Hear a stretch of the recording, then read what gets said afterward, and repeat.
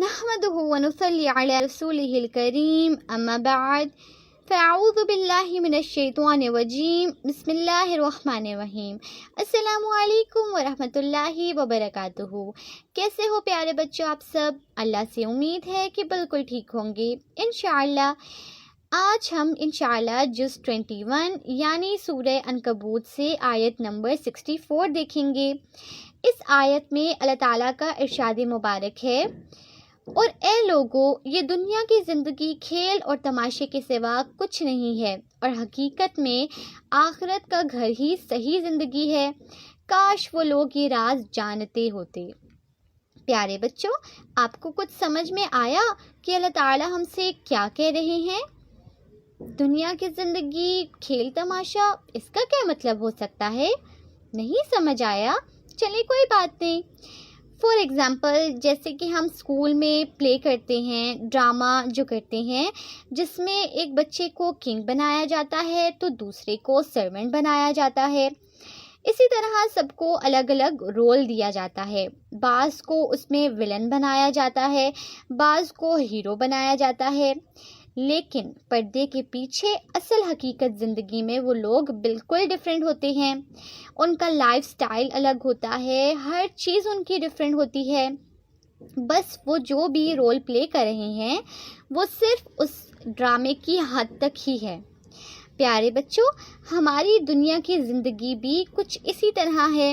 بس کچھ دن کا ہم یہ رول پلے کر رہے ہیں، لیکن پھر بھی دیکھیں، ہم یہ دنیا کو ہی سب کچھ سمجھتے ہیں۔ ہم اتنی ساری محنت کرتے ہیں، تیاریاں کرتے ہیں، اور دوسروں کو دیکھ کر اتنی حسرت رکھتے ہیں کہ کاش میرے پاس بھی ایسی گاڑی ہوتی، کاش میرے پاس بھی اتنا پیسہ ہوتا، کاش میرے پاس بھی یہ گھر ہوتا، کاش میرے پاس بھی ایسے کپڑے ہوتے۔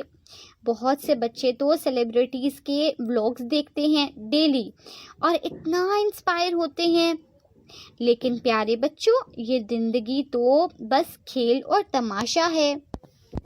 اور یہ میں نہیں، یہ ہمارا رب ہمیں بتا رہا ہے۔ اور جو اصل زندگی ہے وہ آخرت کی ہی زندگی ہے، جس میں نہ ہم تھکیں گے، نہ مایوس ہوں گے، نہ سوئیں گے، نہ ہی کسی سے حسد ہوگی۔ شاندار گھروں میں بڑے ہی قیمتی کپڑے پہنے ہوئے وہیں رہیں گے ہمیشہ، اور کوئی نعمت ہم سے چھینی نہیں جائے گی۔ یہی اصل زندگی ہے۔ لیکن یہ زندگی کیسے ملے گی؟ جب ہم دنیا میں اللہ اور اس کے رسول کے حکموں کو مانیں گے، ان کی اطاعت کریں گے، تقوی والی زندگی گزاریں گے۔ اور اگر ہم نے ایسا نہیں کیا، دنیا کی ہی کھیل تماشے میں مصروف رہے، تو پھر اللہ تعالیٰ نے ایسے لوگوں کے لیے جہنم تیار کی ہے۔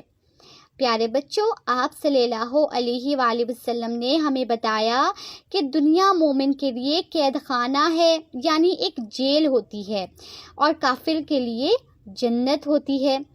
اب آپ خود فیصلہ کریں کہ آپ کو سب سے زیادہ محنت کون سی زندگی میں کرنی ہے، دنیا کی یا آخرت کی؟ اللہ تعالیٰ سے دعا ہے کہ اللہ تعالیٰ ہم تمام کو ہمیشہ آخرت کی تیاری کرنے والا بنائے۔ آمین یا رب۔